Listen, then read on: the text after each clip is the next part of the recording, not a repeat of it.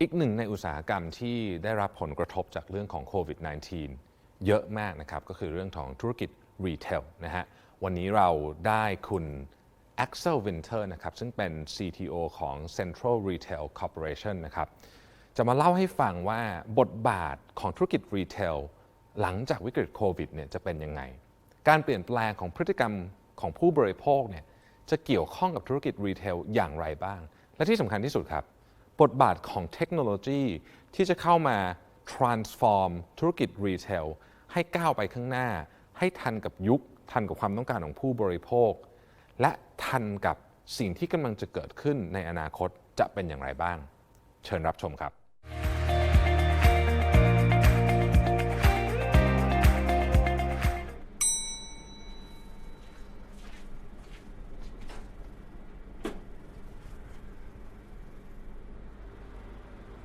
พี่อยากรู้ไหมผมทำงานที่ไหนไม่อะแต่ผมอยากให้พี่รู้นะตามผมนี่โอ้เจ้าช่วยออฟฟิศของเรานะพี่รวบรวมคนรุ่นใหม่ที่มีความสามารถมากมายหลากหลายสไตล์ไม่ว่าจะเป็นเต๋อ QA คนคูลมีสไตล์นี่จิ๊บโปรแกรมเมอร์สายจดแพตตี้จบใหม่ไฟแรงน่ารักซะด้วยคนถัดไปเซนเซบาสสุดยอดโมบายเดฟแห่งประเทศไทยแล้วที่นี่เขาไม่ได้จริงจังแค่เรื่องการทำงานนะพี่เรื่องการพักผ่อนเนี่ยเขาก็ใส่ใจด้วยยังไงไอ้นี่รอไลน์จาน CTO คอยนี่หัวไว้ซื้อของก็มีห้องไวมุกวานี่ไง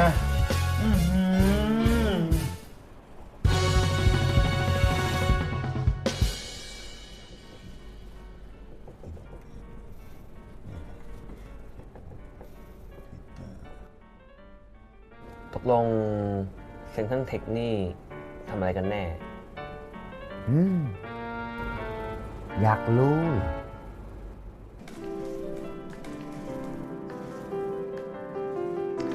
We provide engineering solutions for e-commerce, big data, and retail innovation to support the digitization of Central Group. และออฟฟิศของเรานะพี่ Wi-Fi ครอบคลุมทุกพื้นที่อยากทำงานตรงไหนก็ทำได้ทำตรงไหนก็ได้เลยจ้า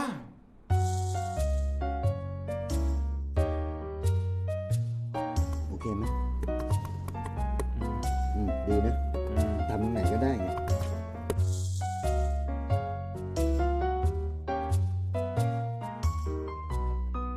มาดิอันนิดดีนะ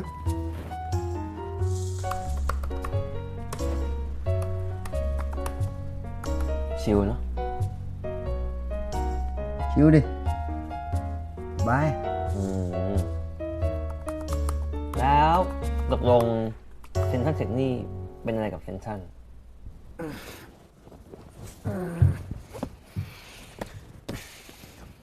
พร้อมนะเซ็นทรัลเทคหรือเซ็นทรัลเทคโนโลยีเป็นบริษัทในเครือเซ็นทรัลที่มีหน้าที่สร้างสุดยอดทีมในด้านเทคโนโลยีเพื่อเป็นที่หนึ่งในด้านธุรกิจออนไลน์เรามุ่งมั่นสรรหาบุคลากรที่มีคุณภาพมาเพื่อปรับปรุงพัฒนาระบบและใช้เทคโนโลยีเพื่อพัฒนาคุณภาพชีวิตให้พี่น้องชาวไทยสามารถเลือกใช้สินค้าและบริการในเครือเซ็นทรัลที่ได้ที่ในทุกช่องทางตอกย้ำความเป็นผู้นำในด้านธุรกิจค้าปลีกในประเทศไทยถึงชั้นผมแล้วผมไปก่อนนะครับ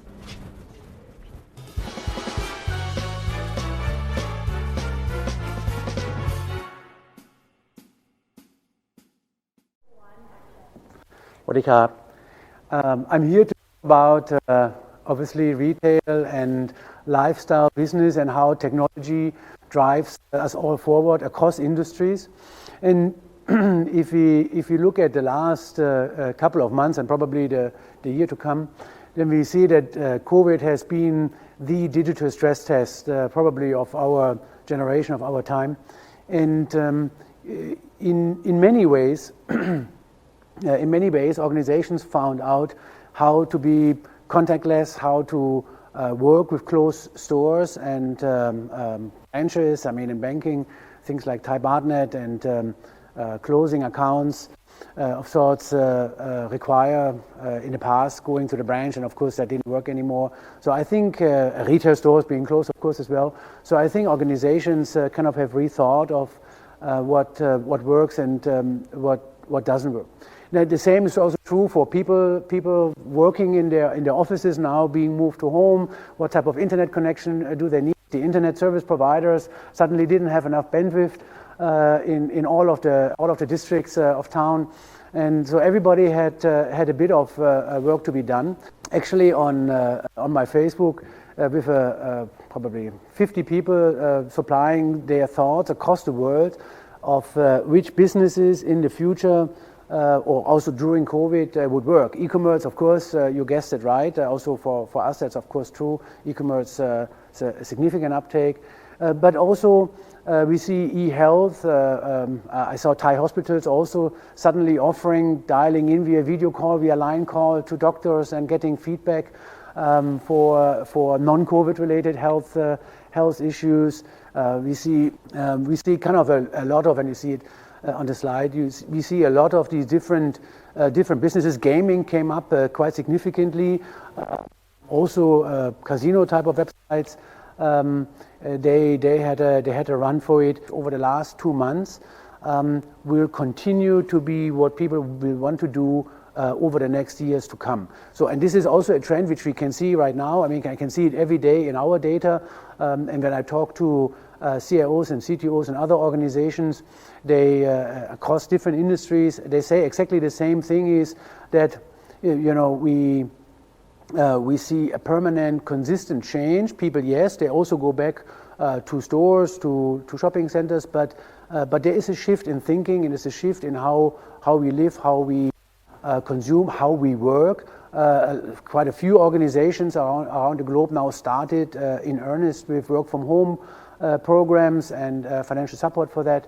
So this is there is this word of new normal again. Why sometimes it's tiring to hear, but it's true though. We make a living, and also how we work. So if you think about if people work from home and they change jobs, how does it work?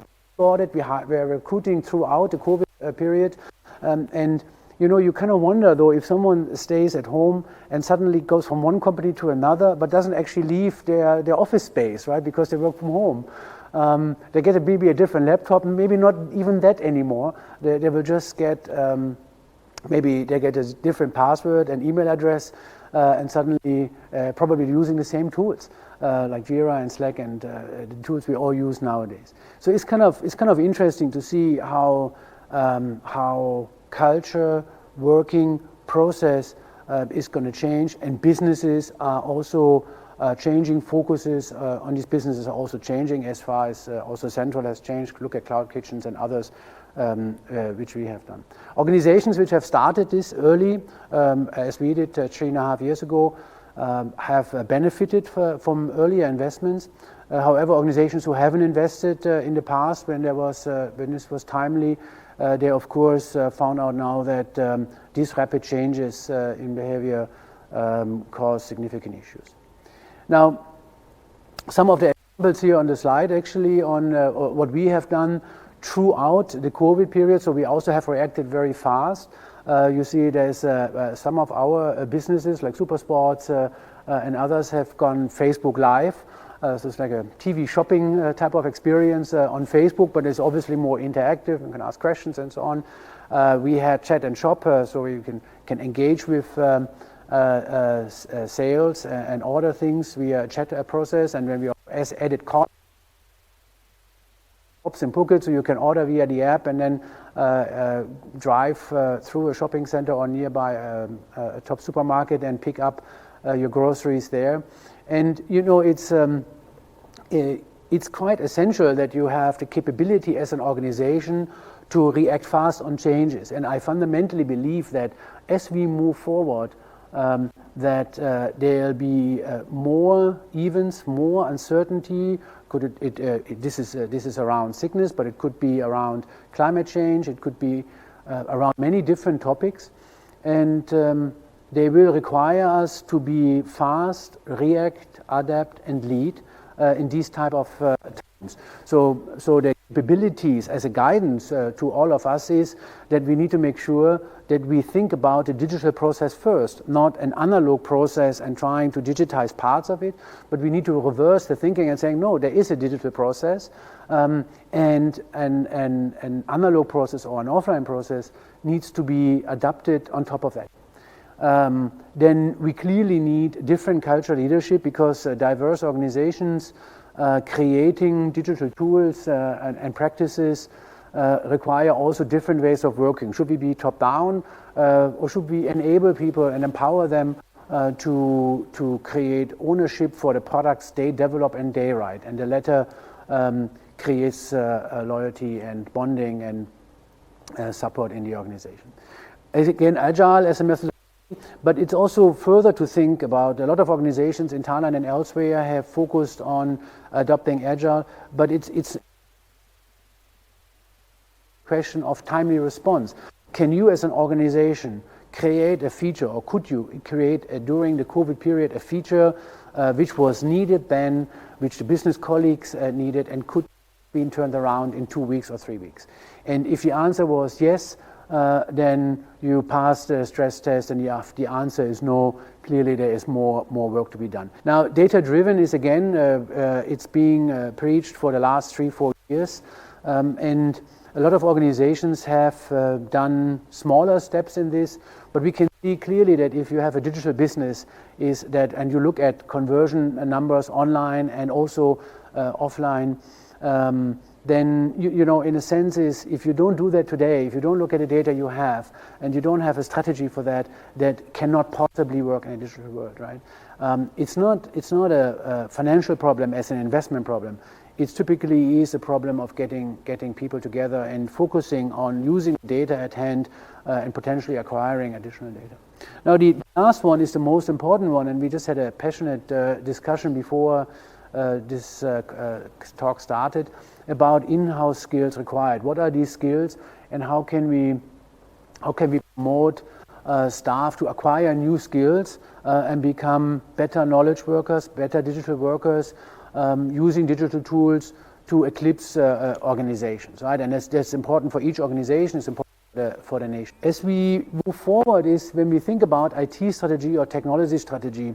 Now, going 20 years back, there's a set of vendors who would do R&D and think about new technologies. Maybe some of the big corporates would do likewise.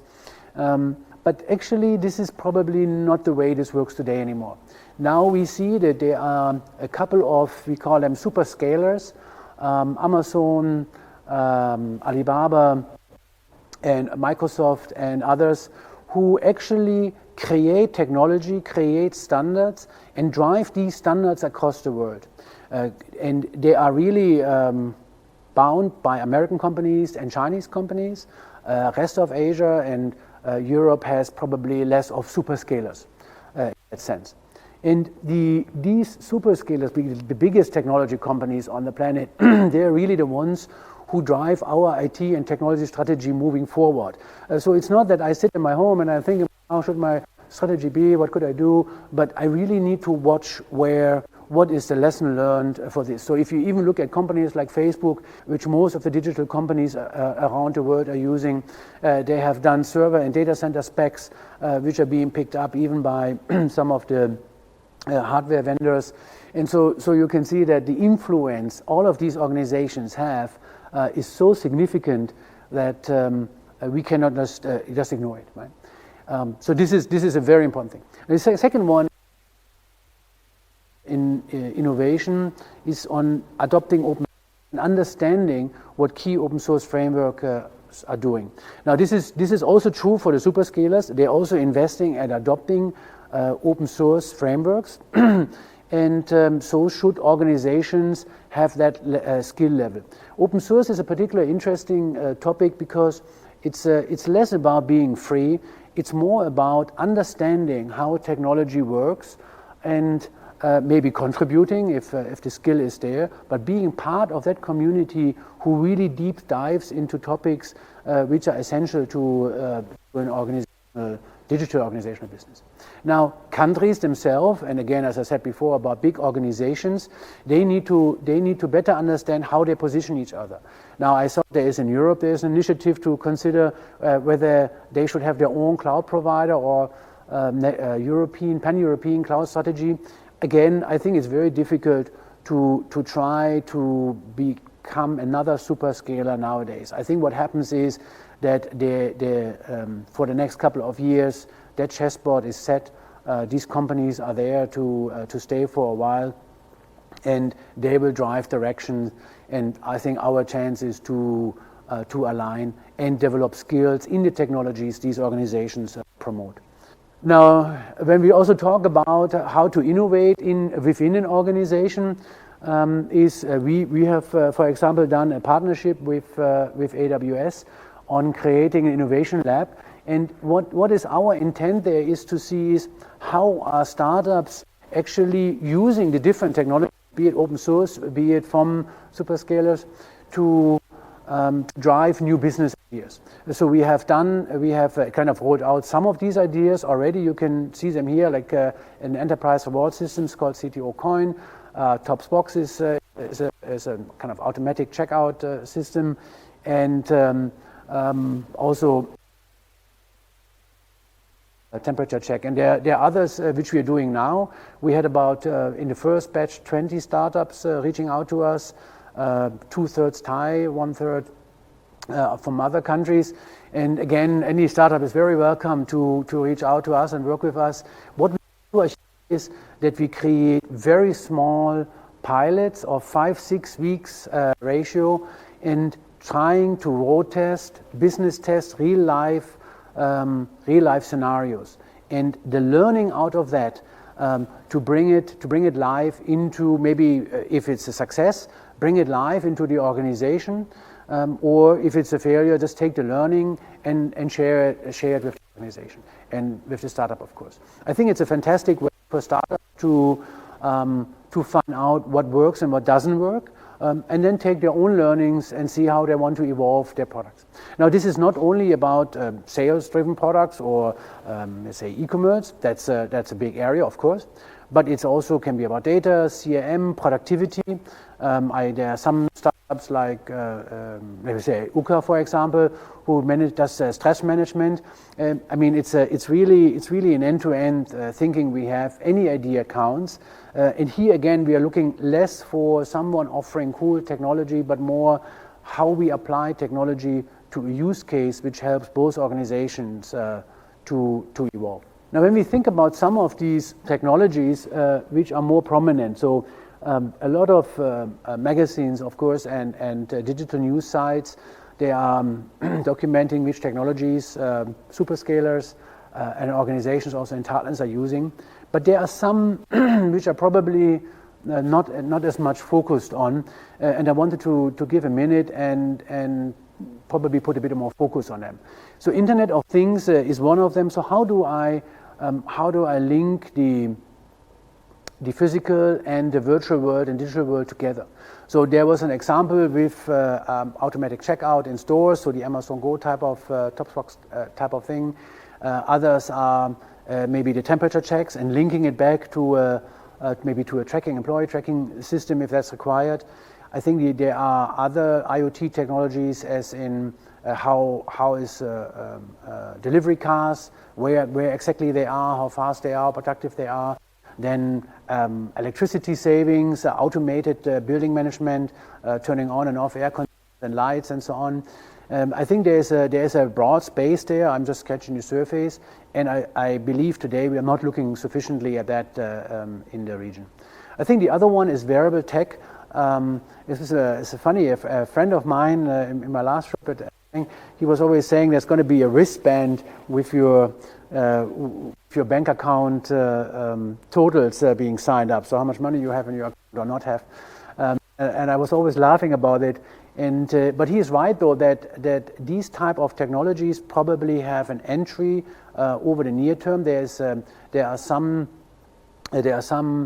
face mask being worked on, which can do automatically health checks, as in also a COVID test. I'm not sure how production ready they are, but if you can think that you arrive in a country and you wear a mask, and it can check whether you have COVID or not, and then informs actually the authorities, and it can manage you more simply, then think how the intelligent is. Or if you have even in airplanes sensors which can quote unquote smell air, you can see that being a big difference. But also smart watches which can do EKGs and so on. You can see that with all of these data points, that recommendations of phones of AI, but also when you go to a hospital, having a complete set of data makes a significant difference to how you can focus on your life. And it also opens opportunities, of course, for retail and other industries. Can I support your diet habits or offer the right massage or whatever that might be? So I think there's a number of things in the wearable tech space. The other is really how industries can horizontally integrate.